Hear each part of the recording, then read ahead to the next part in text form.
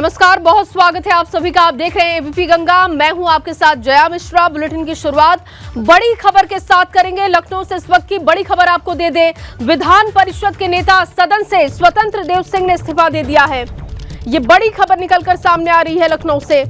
विधान परिषद में नेता सदन पद से स्वतंत्र देव ने इस्तीफा दे दिया है। कुछ दिन पहले प्रदेश अध्यक्ष के पद से इस्तीफा दिया था और अब देखिए विधान परिषद के नेता सदन से स्वतंत्र देव सिंह का इस्तीफा हो चुका है। ये बड़ी खबर लखनऊ से आपको दे रहे हैं। विधान परिषद के नेता सदन से स्वतंत्र देव सिंह ने इस्तीफा दे दिया है और कार्यकाल से पहले ही स्वतंत्र देव ने पद से इस्तीफा दिया है। योगी कैबिनेट में अभी जल शक्ति मंत्री हैं स्वतंत्र देव सिंह, लेकिन विधान परिषद के नेता सदन से उन्होंने इस्तीफा दे दिया है। कार्यकाल अभी बाकी है, लेकिन उससे पहले उनका इस्तीफा हो चुका है।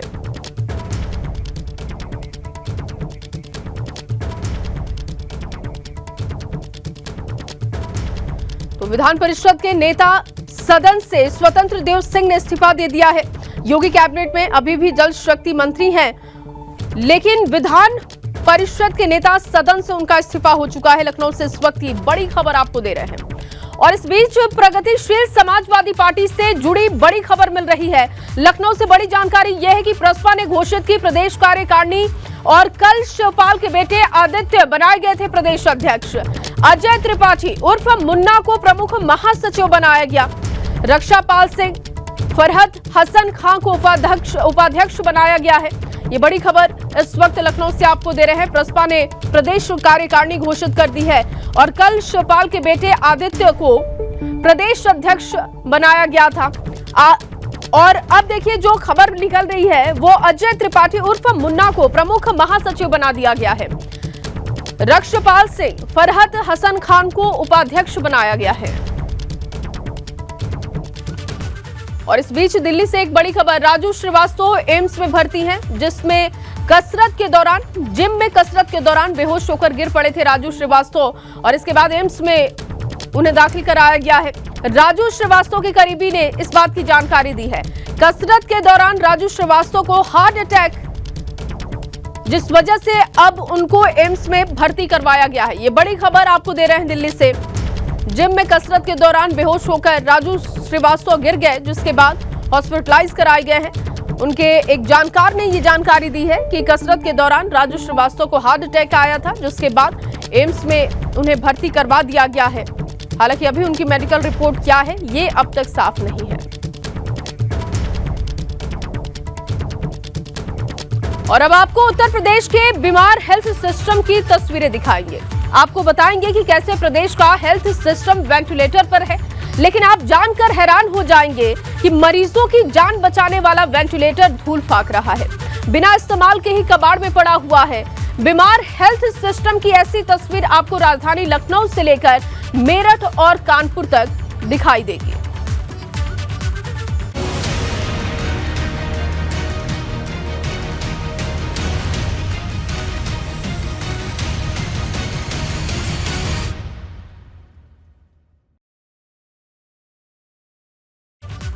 तो यूपी के अस्पतालों में धूल फाक रहे हैं वेंटिलेटर, बिना इस्तेमाल के ही कबाड़ में वेंटिलेटर दिखाई देते हैं। लखनऊ के 2 अस्पतालों में एबीपी गंगा ने पड़ताल की है। मेरठ और कानपुर के अस्पतालों का भी बुरा हाल है और मरीजों की सांसें टूट रही हैं, लेकिन वेंटिलेटर धूल फाक रहे हैं। लखनऊ के 2 अस्पतालों में एबीपी गंगा की एक्सक्लूसिव रिपोर्ट सामने आई है। हमने पड़ताल की और उसके बाद जो तस्वीरें सामने आई हैं वो बहुत ही चिंताजनक है। मेरठ और कानपुर के अस्पतालों की बात की जाए तो वहां पर स्थिति बेहद खराब है। मरीजों की सांसें टूट रही हैं, लेकिन वेंटिलेटर धूल फाक रहे हैं। जिम्मेदार इसके लिए कौन है, ये जानने की हमने कोशिश की।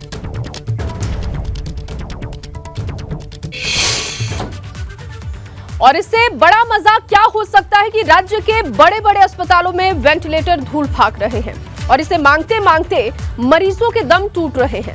जिस वेंटिलेटर को लेकर इतनी मारामारी है, वो वेंटिलेटर सैकड़ों की तादाद में सरकारी अस्पतालों में धूल खा रहे हैं। जो वेंटिलेटर दूसरों को सांसें देती हैं, उन्हें खुद सांसों की जरूरत है। एबीपी गंगा की टीम जब राजधानी लखनऊ समेत प्रदेश के अलग अलग जिलों की पड़ताल की तो पूरे सिस्टम की पोल खुलकर सामने आ गई। राजधानी लखनऊ के अस्पतालों से लेकर मेरठ और कानपुर के अस्पतालों में धूल फाकते या फिर कबाड़ में पड़े वेंटिलेटर की तस्वीरें सामने आई हैं।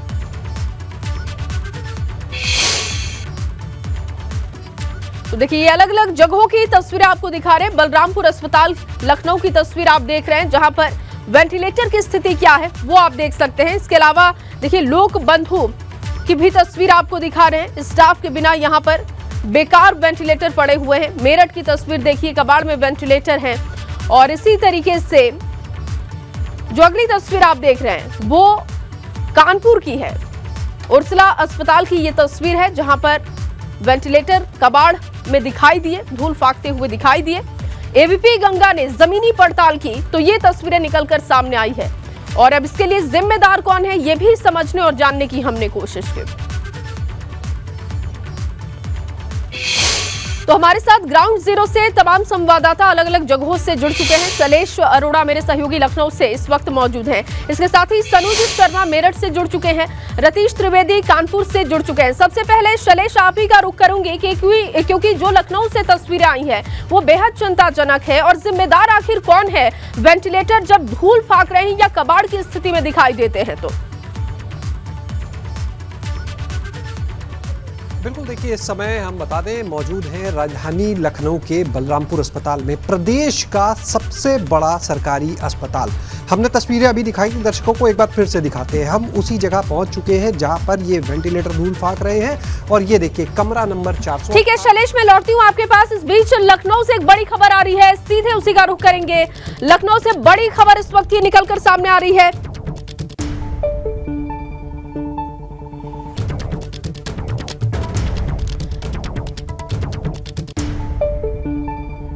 और देखिए, बड़ी खबर यह है कि केशव प्रसाद मौर्य को बड़ी जिम्मेदारी दी गई है। विधान परिषद के नेता सदन की जिम्मेदारी केशव प्रसाद मौर्य को मिली है। इस वक्त की बड़ी खबर।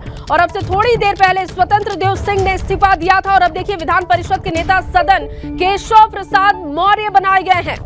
लखनऊ से इस वक्त की बड़ी खबर आपको दे रहे हैं। केशव प्रसाद मौर्य को बड़ी जिम्मेदारी दी गई। विधान परिषद के नेता सदन केशव प्रसाद मौर्य बनाए गए। अनुभव मेरे सहयोगी जुड़ चुके हैं। अनुभव, विधान परिषद के नेता सदन केशव प्रसाद मौर्य बनाए गए, क्या और जानकारी इस खबर पर? देखिए, बिल्कुल इस वक्त की बड़ी खबर है। और एबीपी गंगा ने अभी थोड़ी देर पहले अपने दर्शकों को बताया था कि इसी बात की संभावना ज्यादा है कि जो विधान परिषद है वहां पर नेता सदन केशव प्रसाद मौर्य को बनाया जा सकता है, जो उप मुख्यमंत्री है। और वही हुआ है। पार्टी की तरफ से जो चिट्ठी, अगर हम कहें कि जो भेजी गई है, विधान परिषद के जो सभापति को चिट्ठी भेजी गई है, उसमें साफ तौर पर ये कहा गया है कि केशव प्रसाद मौर्य जो उप मुख्यमंत्री हैं उत्तर प्रदेश सरकार में, वो नेता सदन होंगे, यानी leader of the house of Vidhan Parishad में केशव प्रसाद मौर्य होंगे।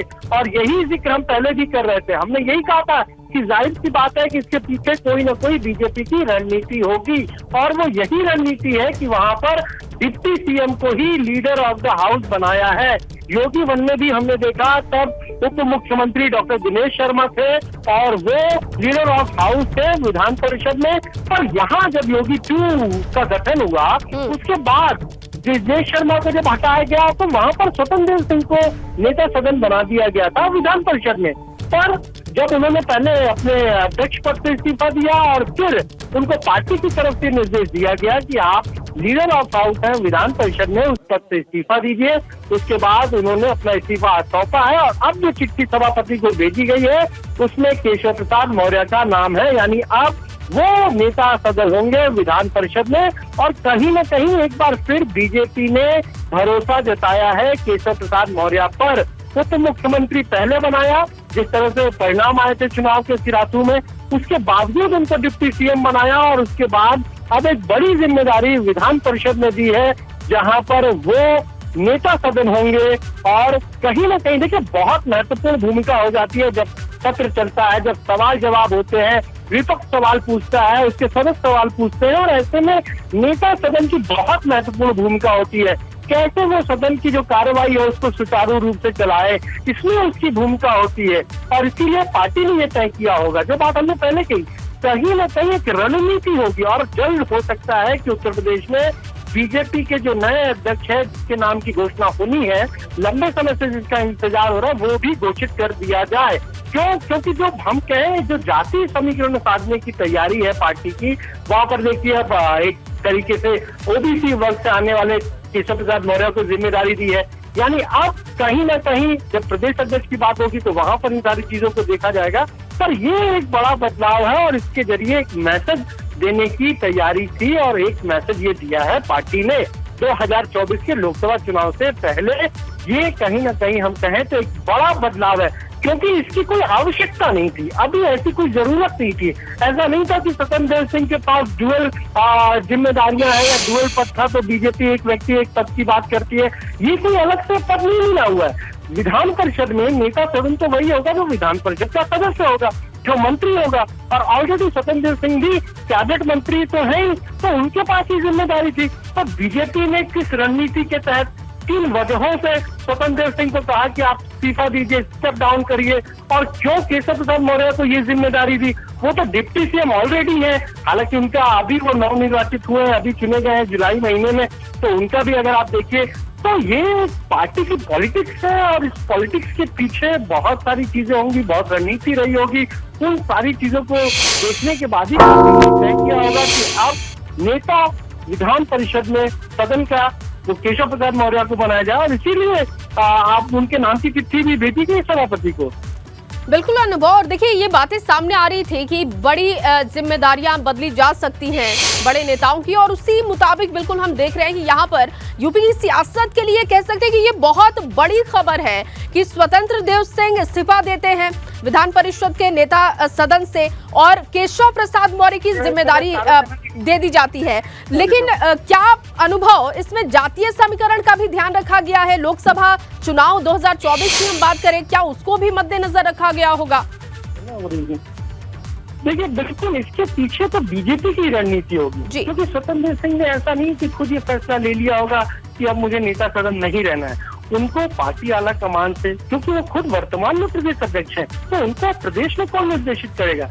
जाहिर सी बात है पार्टी आला कमान से उनको निर्देशित किया गया होगा, दिल्ली से उनको कहा गया होगा कि आज आप इस्तीफा दीजिए या अब आपको इस्तीफा देना है, और उसके बाद ही उन्होंने ये इस्तीफा दिया है। क्यों? क्योंकि आज उनको दौरे पर जाना था और वो अपने आवास पर थे, लोगों से मिल रहे थे, पर उसके बाद ही ये चर्चा थी कि आज ऐसा होगा। और एबीपी गंगा ने सबसे पहले अपने दर्शकों को ये बताया भी कि ये आज की जो डेवलपमेंट है, हम कहें यूपी की सबसे बड़ी जो पॉलिटिकल डेवलपमेंट है, वो हमने सबसे पहले बताया, और उसके बाद दौरे पर चले गए हैं। लेकिन केशव प्रसाद मौर्य को ये जिम्मेदारी देना कहीं न कहीं बीजेपी की 2024 में क्या रणनीति रहने वाली है उसका एक संकेत है, उसका एक झलक है। और जिस तरीके से ये जिम्मेदारी बदली थी कि हम बार बार कह रहे हैं इसकी कोई आवश्यकता नहीं थी। ऐसा नहीं था कि इससे स्वतंत्र देव सिंह के पास कोई कहता है कि इनके पास तो 2 पद हैं। क्यों?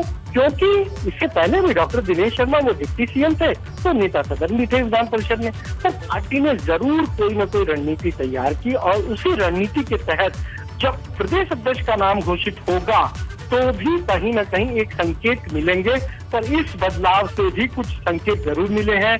उत्तर प्रदेश में सत्ता के गलियारों में तमाम चर्चाएं शुरू हो गई हैं, खासतौर से जब स्वतंत्र देव सिंह के इस्तीफे की बात सामने आई, और अब जब एबीपी गंगा ने सबसे पहले अपने दर्शकों को बताया है कि विधान परिषद में नेता सदन केशव प्रसाद मौर्य को बनाया गया है, यानी बीजेपी का फोकस ओबीसी वोट बैंक पर है।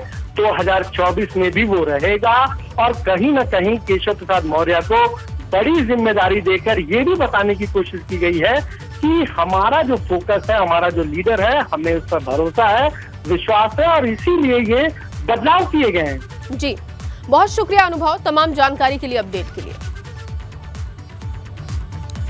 देखिए विधान परिषद के नेता सदन बनाए गए हैं केशव प्रसाद मौर्य, और चलिए अब बात करते हैं ऑपरेशन वेंटिलेटर की, और ग्राउंड जीरो पर जाएंगे। लेकिन हम आपको जो खबर दिखाने जा रहे हैं वो खबर आज आप सबको देखना बहुत जरूरी है। ये खबर उस जिंदगी से जुड़ी हुई है जो ना मिले तो किसी भी मरीज की जिंदगी रुक सकती है। कोरोना काल के वक्त सबसे ज्यादा चर्चा इसी वेंटिलेटर की थी, लेकिन जब ग्राउंड जीरो पर जाकर प्रदेश की राजधानी के अस्पतालों की तस्वीरें देखें तो पस्त दिखाई देती है, क्योंकि जिस वेंटिलेटर को जिंदगी का रक्षक बताया जाता है वो खुद आखिरी सांस ले रहा है और पूरे स्वास्थ्य सिस्टम पर सवाल खड़े कर रहा है।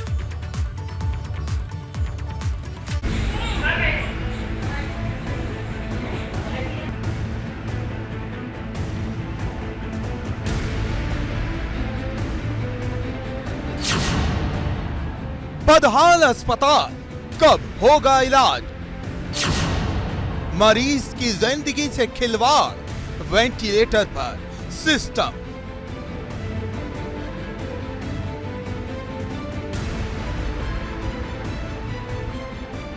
ये उत्तर प्रदेश के स्वास्थ्य सिस्टम की वो बदहाल तस्वीर है जो 3 दिन पहले आगरा से आई थी, जिसमें एक गर्भवती महिला की डिलीवरी रात के अंधेरे में टॉर्च की रोशनी में हुई तो पूरे सामुदायिक स्वास्थ्य केंद्र में फैली अव्यवस्थाओं की पोल खुल गई।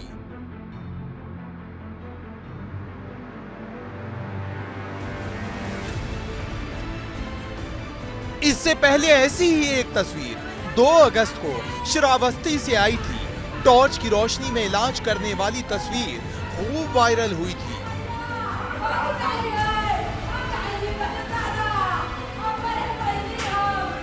इन तमाम तस्वीरों को देखने के बाद सवाल बड़ा हो गया कि अगर स्वास्थ्य व्यवस्था ऐसी है तो बड़े बड़े शहरों का क्या हाल होगा। इसके लिए हमने प्रदेश की राजधानी लखनऊ का रुख किया, जहां उस वेंटिलेटर की स्थिति का जायजा लिया जो मरते हुए इंसान की जिंदगी बचाने वाली सबसे कारगर मशीन है, जो वक्त पर मिल जाए तो किसी को भी नया जीवन दे सकती है। लेकिन जब हम लखनऊ के KGMU, SGPI, लोहिया सरी के संस्थानों में पहुंचे तो हालात बुरे नजर आए, क्योंकि जो वेंटिलेटर लोगों की जान बचाता है वो खुद आखिरी सांस लेता हुआ मिला। क्योंकि जो तस्वीर आप देख रहे हैं ये राजधानी लखनऊ के बलरामपुर अस्पताल की है। ये प्रदेश का सबसे बड़ा सरकारी अस्पताल है। इसके लिए 3रे फ्लोर पर ICU के पास ही कमरा नंबर 448 है। कमरे के बाहर ताला लगा था। जब रोशनदान के शीशे से अंदर देखा तो वेंटिलेटर का ढेर नजर आया। इस बारे में अस्पताल के निदेशक से लेकर अन्य जिम्मेदारों से बात करना चाहिए, लेकिन कोई कैमरे पर नहीं आया। हम इस समय बलरामपुर अस्पताल के सुपर स्पेशलिटी ब्लॉक में मौजूद हैं और यहाँ पर भी अगर बात की जाए तो बड़ी संख्या में इस अस्पताल में भी कोरोना काल में वेंटिलेटर आए थे। और अगर हम बात करें तो देखिए यहाँ पर जो अधिकारियों की माने करीब 56 वेंटिलेटर यहाँ पर उपलब्ध कराए गए थे, जो कोरोना काल में तो चले लेकिन बड़ी संख्या में चले। लेकिन अब जब कोरोना काल बीत गया तो उसमें से अधिकतर वेंटिलेटर धूल फाक रहे हैं। आप देख सकते हैं ये अस्पताल के जो सुपर स्पेशलिटी ब्लॉक का कमरा नंबर 418 है। यहाँ पर इन वेंटिलेटर्स को बड़ी संख्या में जो है बंद रखा गया है। आपको बता दें, बलरामपुर अस्पताल में कुल 56 वेंटिलेटर हैं। इनमें से 19 वेंटिलेटर खराब पड़े हैं, जिनकी महीनों पहले शिकायत भी हो चुकी है, जबकि 24 वेंटिलेटर बिल्कुल सही हैं, लेकिन उनका इस्तेमाल नहीं हो रहा। मतलब 56 में सिर्फ 13 वेंटिलेटर काम कर रहे हैं। दरअसल बलरामपुर अस्पताल में ये वो वेंटिलेटर है कोविड के समय मिले थे, लेकिन जैसे ही कोविड की प्रचंड लहर खत्म हुई वेंटिलेटर धूल खाने लगे।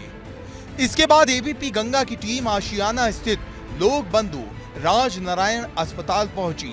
यहाँ के हालात भी कुछ जुदा नहीं थे। अस्पताल के 2रे फ्लोर पर PICU वार्ड बना है। कोरोना की 3री लहर में बच्चों के लिए जब ज्यादा खतरा बताया गया तो इसकी स्थापना हुई थी। इस वार्ड में भी कई वेंटिलेटर थे, लेकिन इस्तेमाल में नहीं लाई जा रहे थे। आपको बता दें, लोक बंधु अस्पताल में कुल 39 वेंटिलेटर हैं, जिनमें से सिर्फ 3-4 का इस्तेमाल हो रहा है, वो भी तब जब यहाँ पहले से भर्ती किसी मरीज को अचानक जरूरत पड़ जाए, जबकि 35 वेंटिलेटर धूल खा रहे हैं। लोक बंधु अस्पताल का ये पीडियाट्रिक ICU वार्ड है, जिसे कोरोना काल में स्थापित किया गया था। जब कोरोना की दूसरी लहर आई, बच्चों के ऊपर बहुत प्रकोप हो रहा था, उस समय इस पूरे वार्ड को तैयार किया गया। और यहाँ पर भी आप देख सकते हैं कि किस तरह से बड़ी संख्या में जो वेंटिलेटर हैं वो इस समय बंद पड़े हुए हैं। और इसकी बड़ी वजह है यहाँ पर जो इसके लिए ज़रूरी स्टाफ है उसकी कमी होना, जो मैन पावर है उसकी कमी होना। यही वजह है कि जो वेंटिलेटर्स किसी की जान बचा सकते हैं आज वो खुद मृत प्राय से नजर आते हैं। देखिए आप किस तरह से ये बंद पड़े हुए हैं। यानी राजधानी के सिर्फ इन 2 अस्पतालों में ही करीब 65 से 70 वेंटिलेटर बेकार पड़े हैं, जो इस्तेमाल किए जाएं तो ना जाने कितनों को जीवन मिल जाए। इसके अलावा भी लखनऊ समेत प्रदेश भर में ऐसे कई अस्पताल हैं जहां सैकड़ों वेंटिलेटर खुद सांसों का इंतजार कर रहे हैं। कहने को इन वेंटिलेटर्स के लिए करोड़ों रुपए खर्च हो गए, लेकिन फिर भी ये किसी काम के नहीं। साफ जाहिर है, जब तक प्रॉपर प्लानिंग के तहत इसके लिए जरूरी उपकरण और स्टाफ का इंतजाम नहीं होता, ये ऐसे ही पड़े रहेंगे और ना जाने कितने लोग इसके बिना जान गंवाते रहेंगे। एबीपी गंगा के लिए शैलेश अरोड़ा की रिपोर्ट।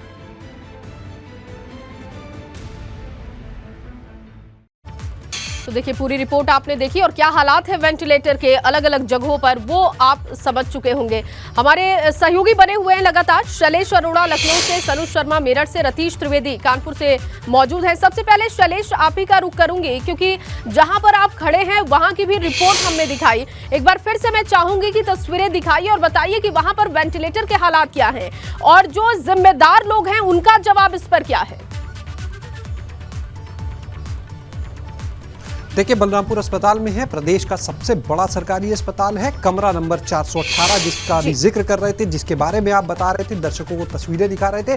और इस कमरे के अंदर, बाहर तो देखिए ताला लगा है, ये ताला नहीं खोला जाता है, उसके पीछे वजह ये ताला खुलेगा तो पोल भी खुलेगी, लेकिन इसके पीछे अगर आप देखेंगे इस रोशनदान से तो तमाम यहाँ पर वेंटिलेटर जो है वो बंद पड़े हुए हैं। और इसके पीछे की जो सबसे बड़ी वजह है वो यही जो अभी हम जिक्र कर रहे थे कि इसके लिए जो ज़रूरी स्टाफ है, जो ज़रूरी उपकरण है, उनका ना होना। चाहे बात करें एनेस्थेसिस्ट की, चाहे बात करें बाकी जो इसके लिए नर्सिंग स्टाफ होता है, टेक्निकल स्टाफ होता है, वो तस्वीरें दिखा रहे हैं आपको हमारे कैमरा सहयोगी हरिओम। देखिए, और क्योंकि शीशा लगा हुआ है इस रोशनदान के बीच में, इसलिए कोशिश कर रहे हैं कितना बेहतर हम दिखा पाएँ और सामने ला पाएँ। लेकिन निश्चित रूप से अभी आपने जिक्र किया KGMU का, SJPGI का, ये वो संस्थान है जहाँ पर दूर दराज से अन्य प्रदेशों तक से मरीज इलाज के लिए आते हैं, लेकिन वहाँ पर भीड़ इतनी ज़्यादा है मरीजों की कि इसकी वजह से वेंटिलेटर आमतौर पर खाली नहीं मिलते हैं, हमेशा वेटिंग रहती है, लोग सिफारिश करते हैं। कई बार वेटिंग इतनी लंबी होती है कि आदमी की सांसें उखड़ जाती हैं, लेकिन वो वेटिंग खत्म नहीं होती है।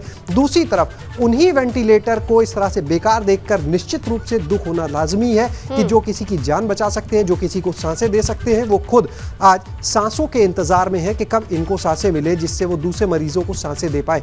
और अगर बात करते हैं हम इन अस्पतालों की, जो हमने KGMU SJPGI की बात की, तो सिर्फ लखनऊ के हालात नहीं है, आप प्रदेश के अन्य जिलों में भी अगर देखेंगे, हमारे सहयोगी ने कानपुर की अगर बात करें, रतीश त्रिवेदी हमारे सहयोगी, राजधानी लखनऊ में स्थितियां इस तरीके की दिखाई दे रही हैं, तो अलग अलग जगहों पर, अलग अलग शहरों में स्थिति क्या होगी इसका अंदाजा बहुत ही सहज तरीके से लगाया जा सकता है। लेकिन मेरठ का मैं रुख करूंगी। सनुज मेरे सहयोगी जुड़े हुए हैं। सनुज, वेंटिलेटर की स्थिति मेरठ में भी ठीक नहीं है, स्वास्थ्य महकमा क्या कह रहा है इस पर, जो जिम्मेदार लोग हैं उनका क्या कहना है वेंटिलेटर की स्थिति पर?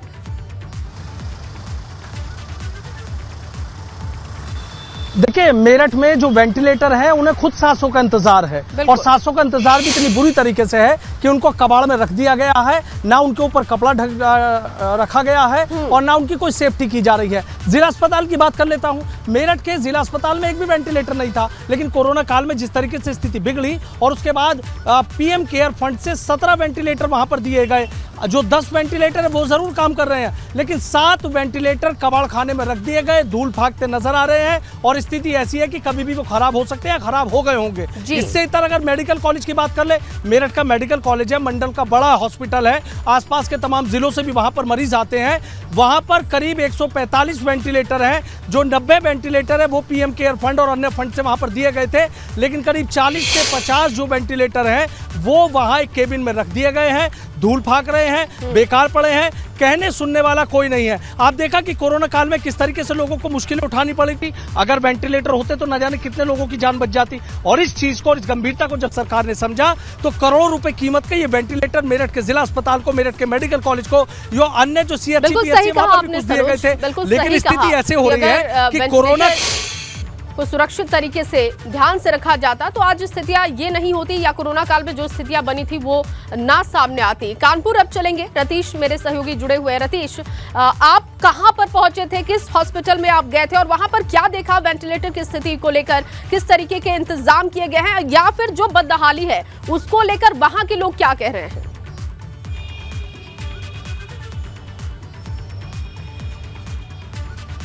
देखिए, अमूमन हर शहर का यही हाल है और हमने जो रुख जिला अस्पताल उर्सला का रुख किया। जिला अस्पताल उर्सला में वैसे तो 26 वेंटिलेटर शासन की तरफ से दिए गए हैं, लेकिन कोरोना काल में 3 वेंटिलेटर मेडिकल कॉलेज हैलेट अस्पताल को दे दिया गया था। यानी 23 वेंटिलेटर कार्यरत होने चाहिए उर्सला अस्पताल में। लेकिन जब हकीकत पता करी और CMS अनिल निगम से हमने जब बात की तो उन्होंने साफ तौर पर ये माना कि 7 वेंटिलेटर यानी 23 में केवल 7 वेंटिलेटर केवल काम कर रहे हैं, जिसमें से 6 वेंटिलेटर एग्वा वेंटिलेटर थे जिन्हें कोरोना काल में PM केयर फंड से कानपुर भेजा गया था। और वो वेंटिलेटर चूंकि बीच में ट्रिप कर जाते हैं, ट्रिप करने का मतलब है कि सांसें रुक जाना, सांस रुक जाती है अगर वेंटिलेटर लगा हुआ है मरीज़ को, और अगर 1 सेकंड भी दिक्कत होती है, परेशानी होती है तो मरीज़ की जान पर बन जाती है। ऐसे में 6 एग्वा वेंटिलेटर धूल फाकते हुए हमको मिले, और 6 ही नहीं, इसके अलावा जो नंबर्स बचते हैं यानी 23 में केवल 7 काम कर रहे थे और 16 जो वेंटिलेटर थे वो बेकार थे, ख़राब थे, जिनमें से 6 एग्वा वेंटिलेटर जो किसी काम के नहीं हैं, जो लाखों रुपए खर्च करके भेजे गए थे, वो कबाड़ में पड़े हुए थे, धूल फाक रहे थे। और इसके अलावा जो और वेंटिलेटर हैं वो भी ख़राब हो गए हैं, जिनके लिए शासन को चिट्ठी लिखी गई है। एक वेंटिलेटर कई मरीज़ की जान बचा सकता है, और ऐसे में इतनी बड़ी लापरवाही, घोर लापरवाही जिला अस्पताल के द्वारा जिला अस्पताल में बरती जा रही है। तो ऐसे में आप समझ सकती हैं कि क्या दिक्कत, क्या परेशानी मरीजों को झेलनी बिल्कुल पड़ती होगी रतीश, जब वो बड़ी लापरवाही है, आते होंगे लेकिन और उम्मीद वेंटिलेटर यही सपोर्ट करते पाते हैं कि होंगे। ABP गंगा की पड़ताल से अब कुछ ना कुछ असर जरूर होगा, और जिस तरीके की स्थितियां हैं वो कम से कम बेहतर स्थिति तक पहुंचे, इसी की उम्मीद हम करेंगे। बहुत शुक्रिया आप सभी का जुड़ने के लिए, बातचीत करने के लिए। और फिलहाल इस बुलेटिन में बस इतना ही। आप बने रहिए ABP गंगा के साथ।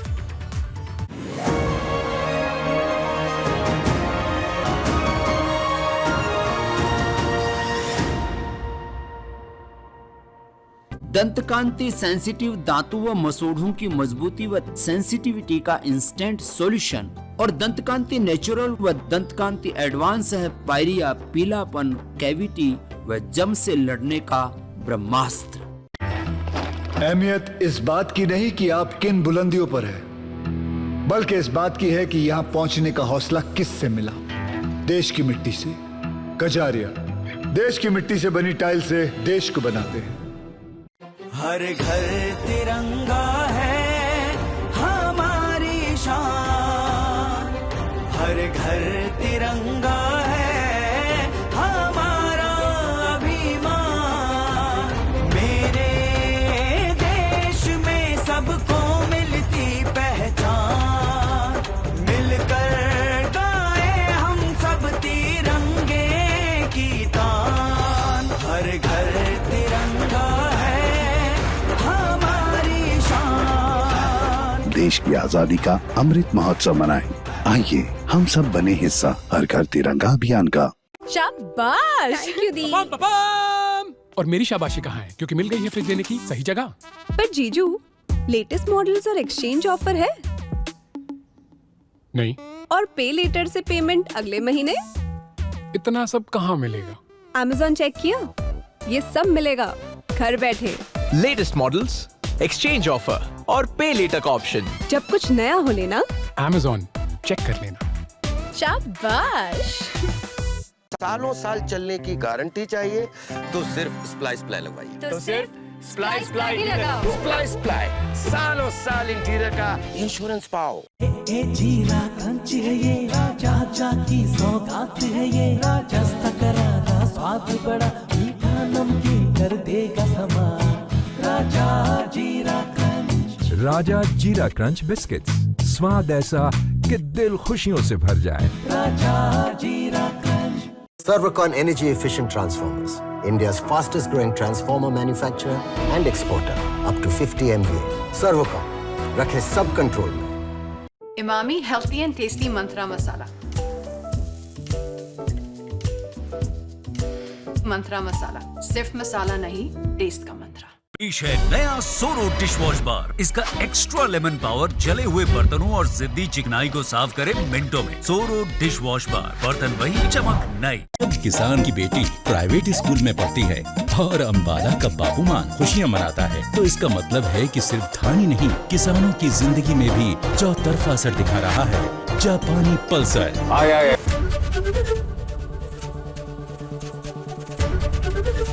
ABP गंगा, खबर आपकी, जुबान आपकी।